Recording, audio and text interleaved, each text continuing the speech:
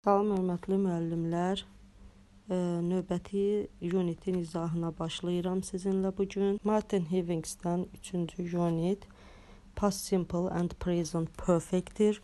Burada yəni keçmiş sadə zaman və indiki bitmiş zamanın işlənməsində olan fərqləri izah edəcəyəm. Time expressions that refer to the present, such as this morning, week, month, and today, can be used with either past simple or present perfect verbs. Deməli, indiki zamana işarə edən zaman ifadələri, məsələn, this morning, this week, month, today kimi sözləri həm indiki bitmiş zamanla, həm də keçmiş sadə zamanla işlənə bilər. If we think of this morning as a past completed time period, then we use past simple. If we think of this morning as time period which includes the present moment, then we use the present perfect. Əgər biz düşünürüksə ki, bu səhər sözü, məsələn, bitmiş bir müddəti ifadə edirsə, onda biz keçmiş zaman. Yox, əgər indini hələ də indiki zamanı özündə ehtiva edən bir zaman müddətidirsə, onda biz orada indiki bitmiş zaman istifadə edirik. Yəni, hələ də səhərdirsə, səhər hələ bitməyibsə, bu zaman müddəti hələ bitməyibsə, biz o zaman indiki bitmiş zamandan istifadə edirik. Gəlin müqayisə edək.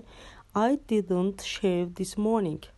Burada keçmiş sadə zaman istifadə olunub. Bu deməkdir ki, the morning is over and I didn't shave. Bu deməkdir ki, artıq səhər müddəti bitib. Ona görə də biz keçmiş zaman istifadə elədik. I haven't shaved this morning. Burada isə artıq hələ də səhər bitməyib. Ola bilsin ki, mənim sonradan da vaxtım ola bilər və üzümü qırxa bilərəm. In a sentence which includes a time clause with since, we generally prefer a past simple verb in the time clause and a present perfect verb in the main clause.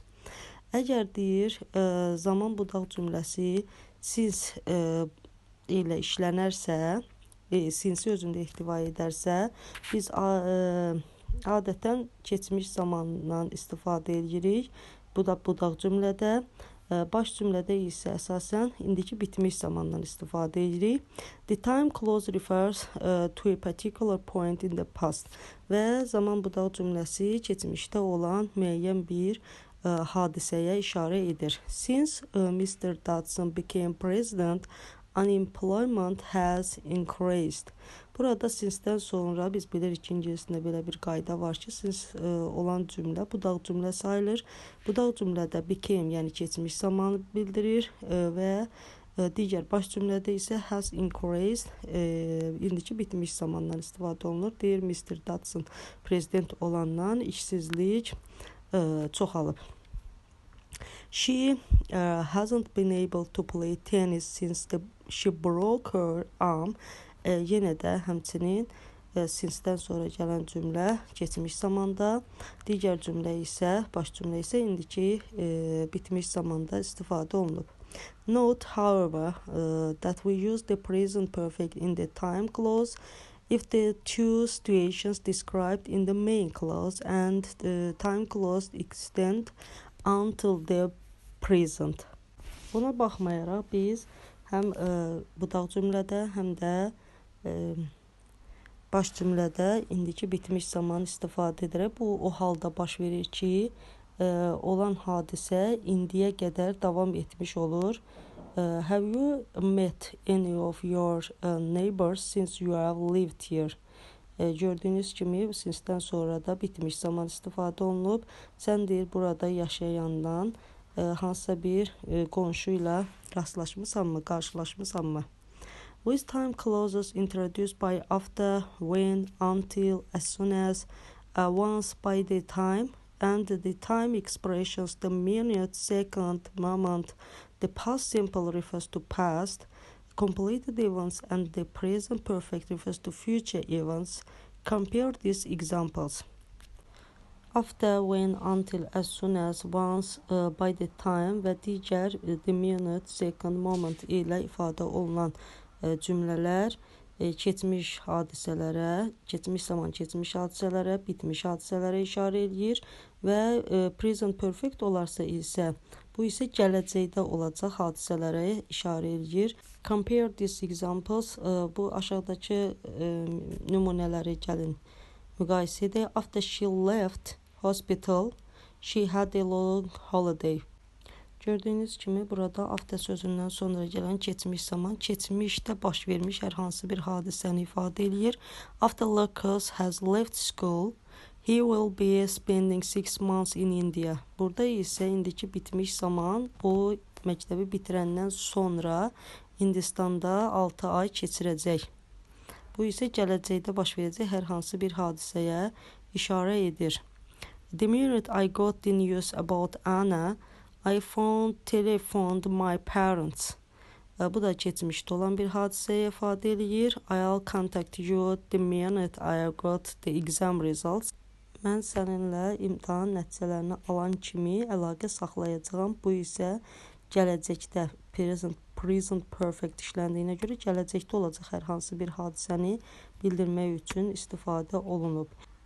In the time clause in sentences like this, it is possible to use the past perfect instead of the past simple after she had left and the present simple instead of the present perfect after Lucas leaves with the same meaning. Zaman budaq cümlələrində keçmiş bitmiş zamanı keçmiş sadə zamanın yerinə və indiki bitmiş zamanı da indiki sadə zamanı isə daha doğrusu indiki bitmiş zamanın yerinə eyni məna ilə işlətmək mümkündür.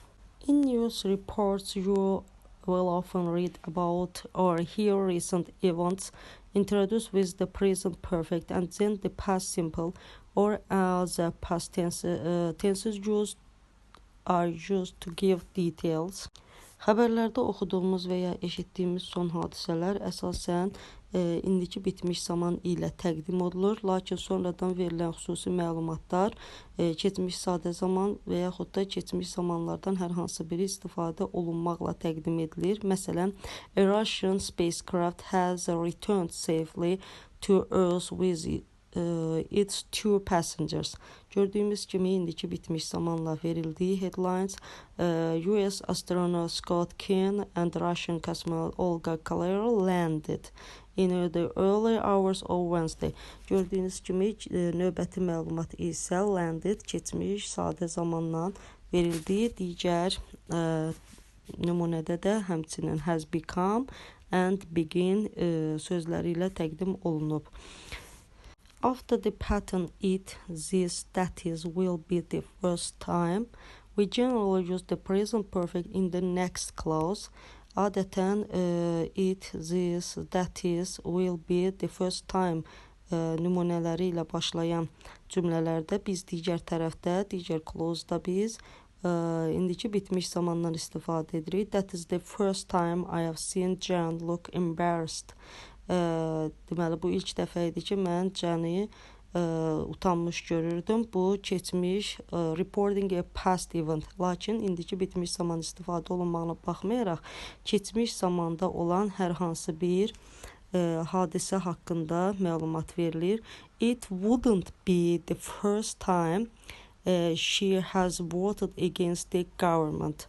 Bu isə gələcək zaman haqqında məlumat verir. Çünki it wouldn't be the first time gələcək zamana aid olan wouldn't be gələcəkdə will not be olduğuna görə biz burada gələcəyə aid olan hər hansı bir hadisə haqqında danışırıq. Note that after it, this, that was the first time, we generally use the past perfect.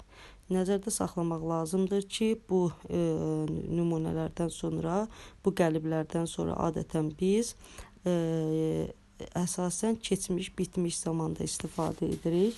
Çünki orada was first time istifadə olunur. Was first time'dırsa artıq biz uzlaşmaya görə də keçmiş, bitmiş zaman istifadə edirik. It was the first time I'd talked to Dimitra outside the office. Bu ilk dəfə idi ki, mən Dimitra ilə ofisdən kənarda söhbət etdim.